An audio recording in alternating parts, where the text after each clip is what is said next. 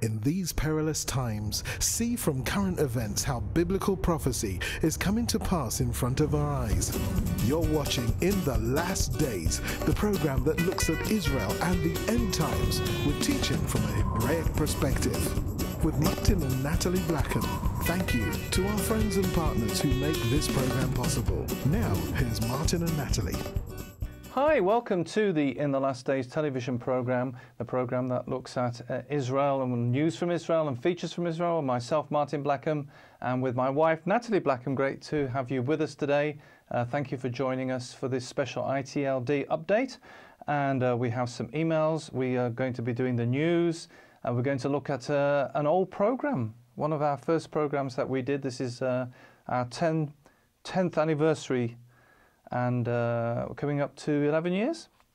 And so we'll be going to look at Nathalie speaking on our second program, so we're going to be looking at that. So great to have you with us. Thank you so much for your emails. We're going to do these very quickly because there's a lot of news to cover.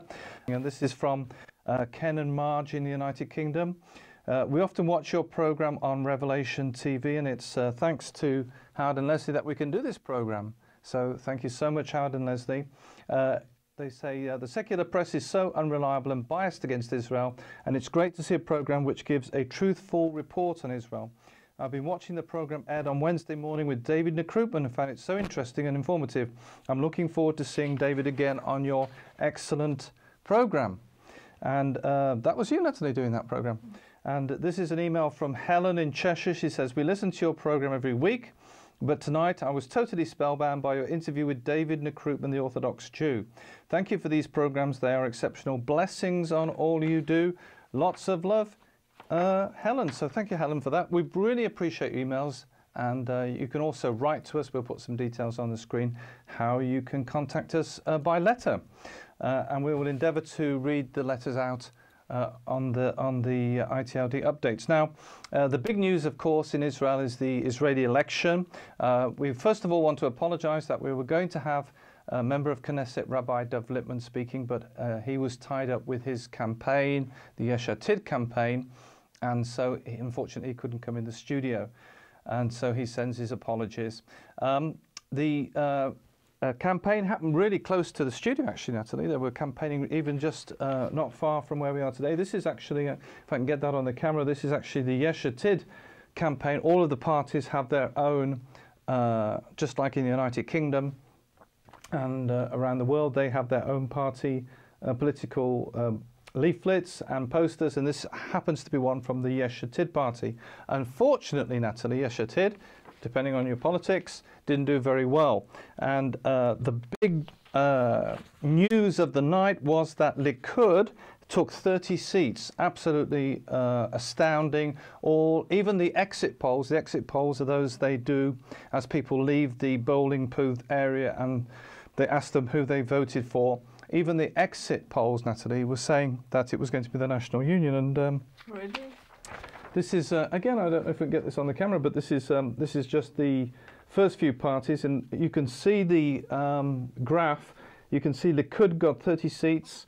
The Zionist Union, who were predicted to be the great winners of this election, only got 24.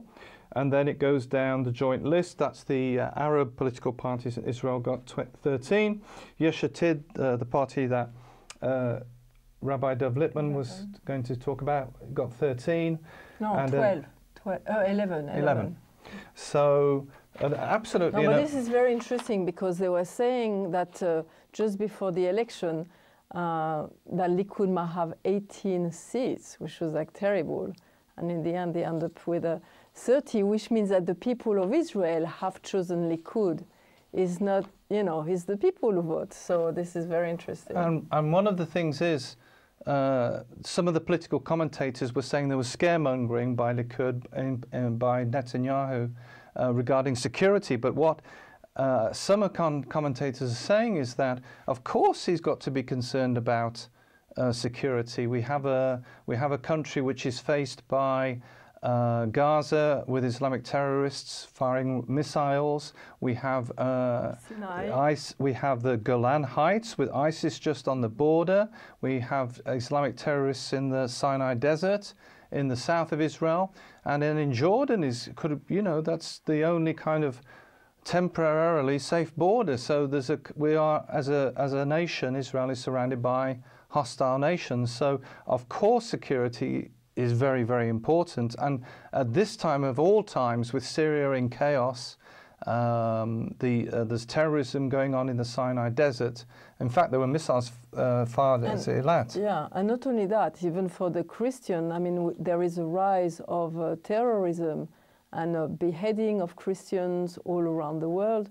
So Israel doesn't behead Christians. So it's again a safe place. So this is one of the some of the commentators were saying, well, he's been scaremongering and saying all these problems that Israel faces, but he's being realistic really about the situation that Israel's in, and it's normal when you're in that situation to want to protect the nation. Now this is interesting because I mean you read things and I read things. What struck me was that Likud have also obviously, people know Bibi Netanyahu, so they know the kind of leader that he is, but they are also very strong in defense.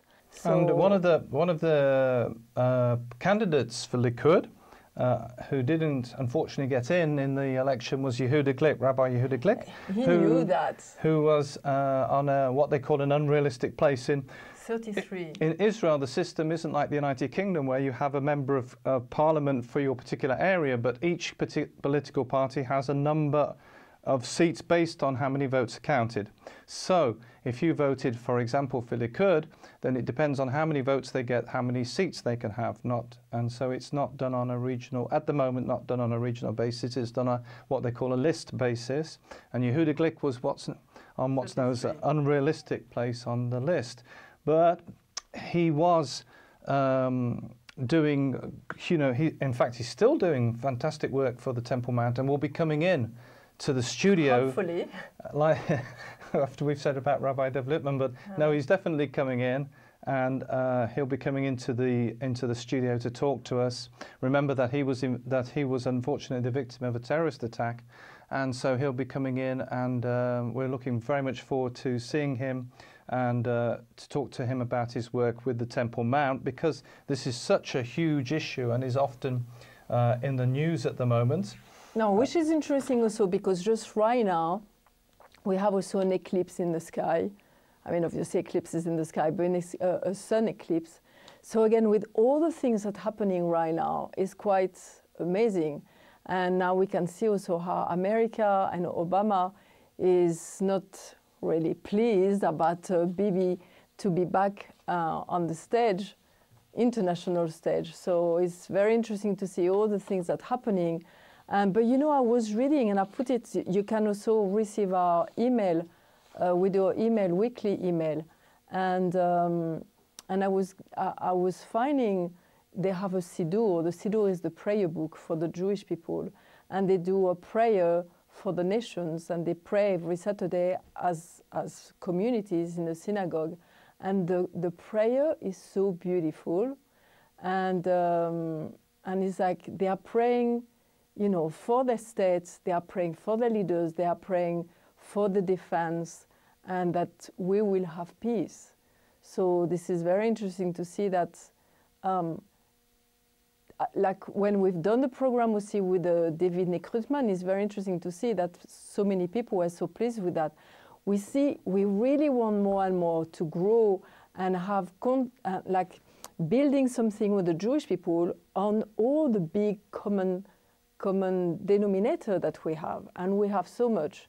And I think this prayer you can receive it by my email, and you can even search on the web, and you look. I think it's like prayer for Israel, and we need to pray this prayer with them. I was thinking, oh my gosh, interesting enough, in the UK right now there is also a declaration, Shalom Declaration, which is done again. It's Jewish people who go to see Christian, and this Christian are saying we want to stand with us. So there is really something that's happening. And if you just call that and you're saying, well, Nathalie, that was all too fast, don't forget you can email us at info@inthelastdays.com, and you can receive. Nathalie will tell you how you can get this prayer and different information. And don't forget, you can also subscribe to our e-newsletter, You just go to our website, www.inthelastdays.com.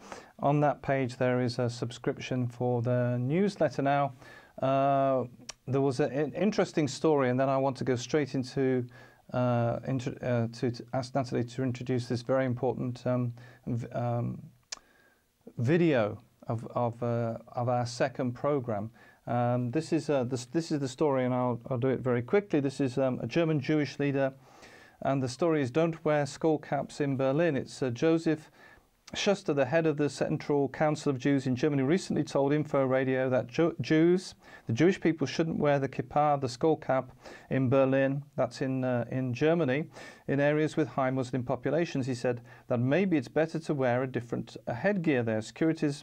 Security worries among European Jews have been dramatically increased by the attacks in Paris and Copenhagen, the terrorist attacks in which a Jewish hypermarket and synagogue were targeted by Islamic terrorists, as well as the attacks of Jewish people in Belgium and France over the past few years. The monthly Jewish magazine, Judische Berlin, announced that it would only deliver copies of its magazine in unmarked envelopes. So we can see there's a persecution and an increase of anti-Semitism in Europe, which leads me into this very important video. We're so excited because this year is our 10th anniversary of In the Last Days television program, and this is going right back to program number 2. Yes, when we started, and we were very green at that time. It was like new work for us. And we were speaking about certain things, and suddenly I turned to the camera and speaking to the people, and I was speaking to the Jewish people saying, you know, you have to leave now. This was 10 years ago.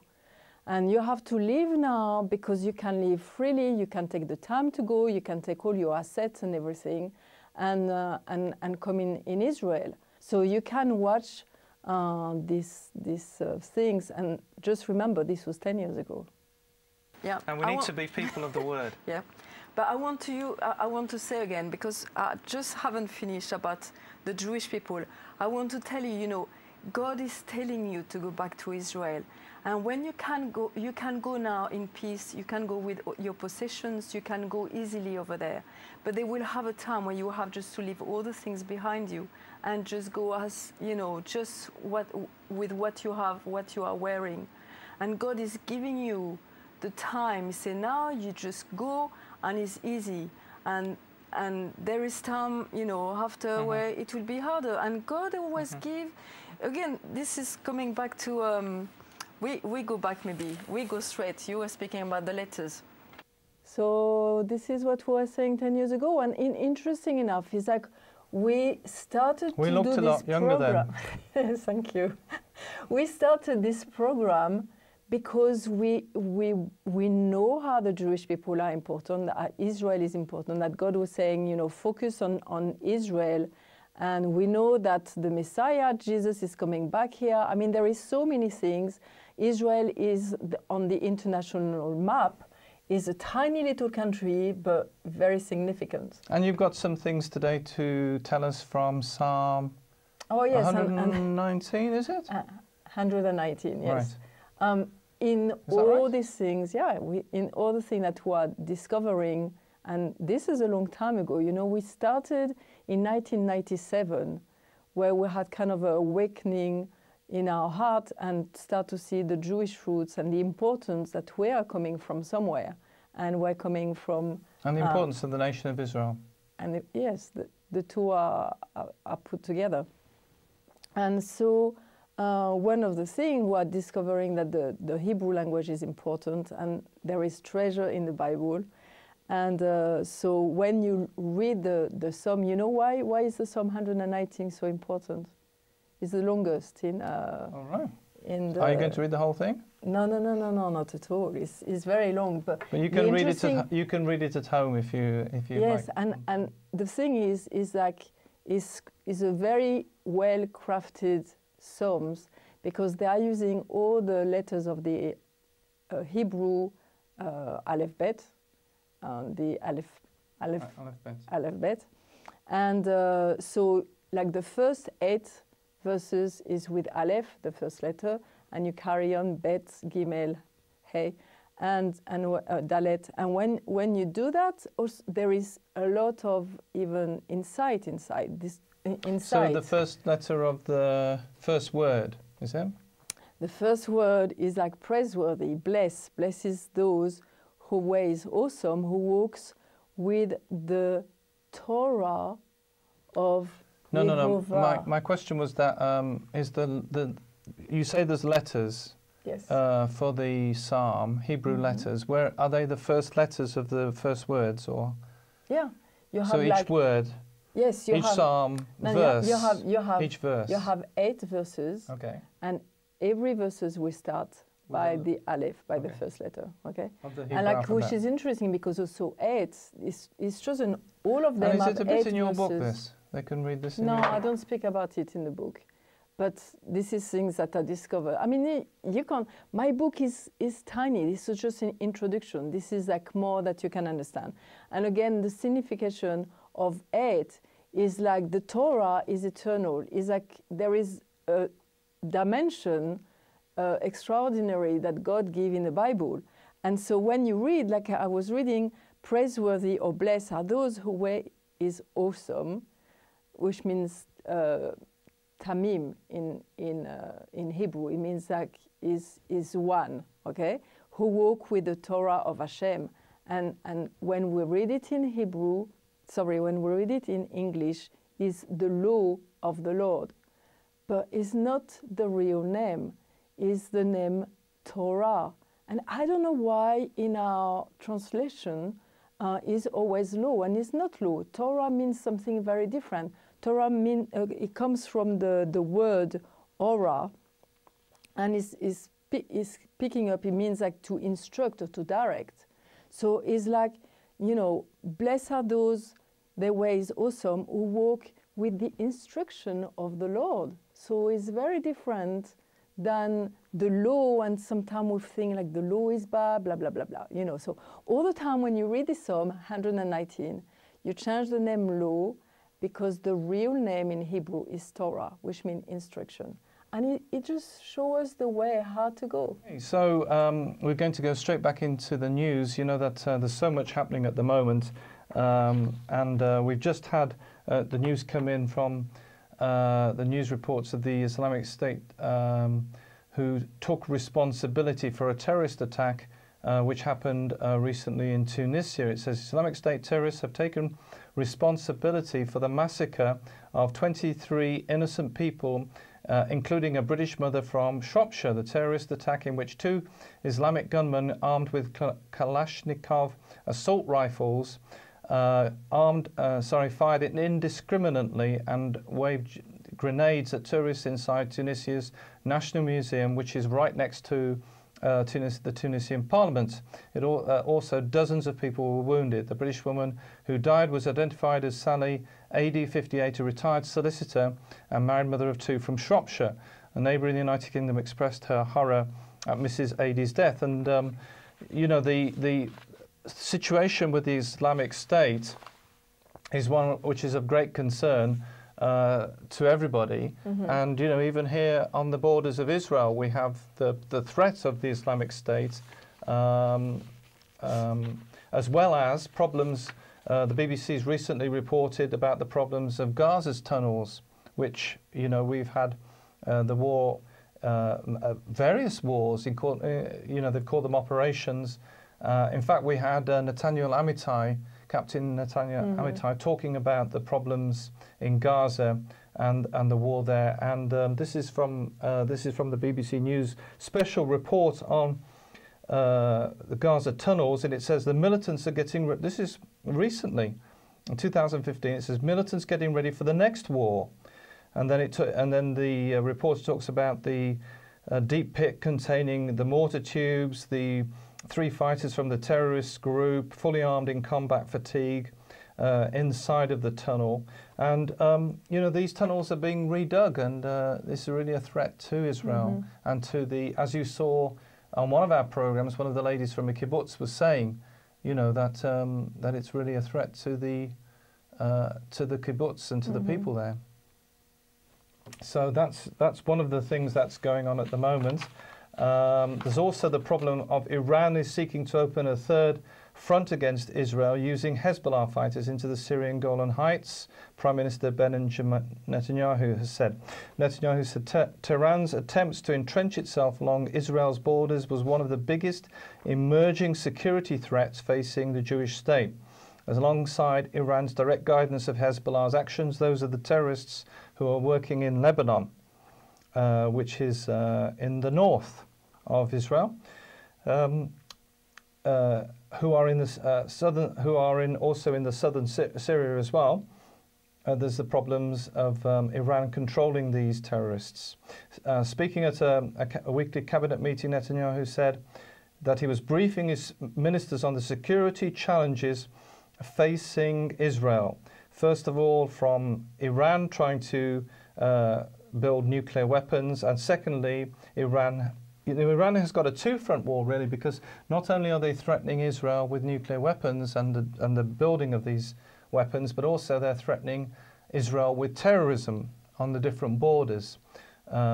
So, you know... and they really took over Iraq. I mean, they have like a lot of influence in Iraq, in Lebanon.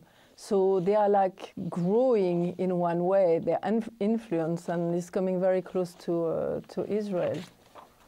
Yeah. But you know, the thing is, this is since 1979. You know, if we are looking, because sometimes we look always at the news today, but when we look at history, in their mind is like they want also a caliphate, or they don't call it caliphate, they want an Islamic state.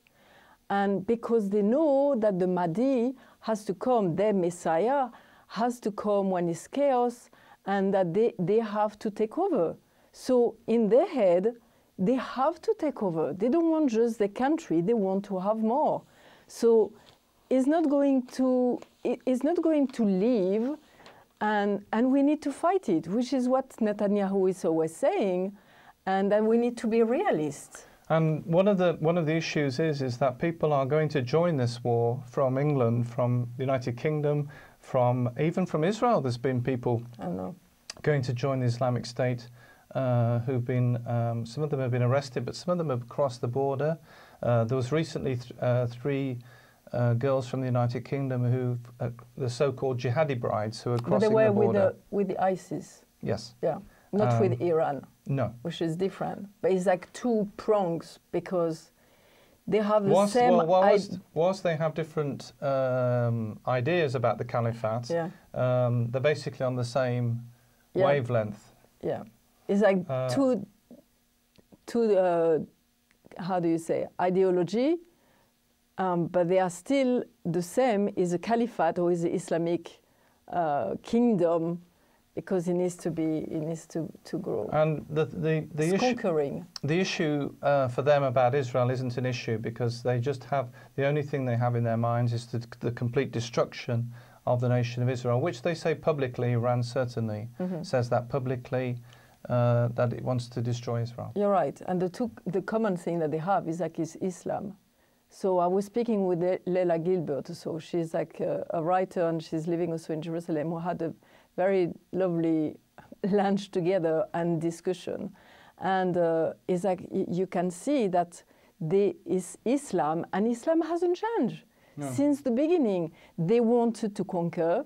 They haven't been able for a while, so they stopped, because it's part of the thing. If we can't conquer now, let us stop, and our time will come. And now the thing that the time has come. So you see Iran and you see ISIS, and they want to conquer. And unfortunately, we have the problem of being politically correct. So we can't. As many of you have watched the programs with Richard Landers, and you can see those on the YouTube channel, but I think maybe some of them are on the Revelation website as well. When Richard Landers came in, he was talking about this, the problem of political correctness, and the problem that we're not addressing the serious issue of Islamic terrorism. Because we don't want to say that it's a war of religion. And obviously, as secular, we can't say that. It means that we can't say what's happening. And this is the big thing, which is interesting, because I see, you see, like, again, with Bibi, who is here, and the Jewish people, even everybody is not a believer, they have a certain knowledge of the Torah, of the Bible, and so they know that all that's happening is like two religions. It's like they speak about Amalek. They know that Amalek is again the throne of Yah, of God. So it's all part. So because of that, they can discern things. But us, and unfortunately France has been part of it, bringing humanism and secularism, is like we can't see the reality because we can't even put the words that is a war of religion. It's like, no, you do not say that. And it's like, I'm sorry, but this is what's happening, and this is the reality. In fact, a lot of the news reports, certain political leaders are saying not even Islamic terror, they're just calling it terror. So that's the because they have to give a word, Yeah. So great to be with you. Thank you so much for joining us today. Don't forget you can email us at info@inthelastdays.com. You can also write to us, and we love to get your letters as well. We even had a card the other day from Germany, so we love to hear from you. Don't forget you can sign up for the newsletter on our website, and it's because of your support that we're able to do this program. And remember, we're living in the last days. You've been watching In the Last Days, a TV program with Martin and Nathalie Blackham, the program that looks at Israel and the end times with teaching from a Hebraic perspective. If you would like to financially support the program or find out about conferences, meetings, or ministry products, then please contact us with the details on your screen. Visit our easy-to-use website at www.inthelastdays.com and register for our free e-newsletter. Get the latest news from Israel, product information, online video teaching, or watch today's TV program at a time that's convenient to you. Thank you again, friends and partners, for making this program possible.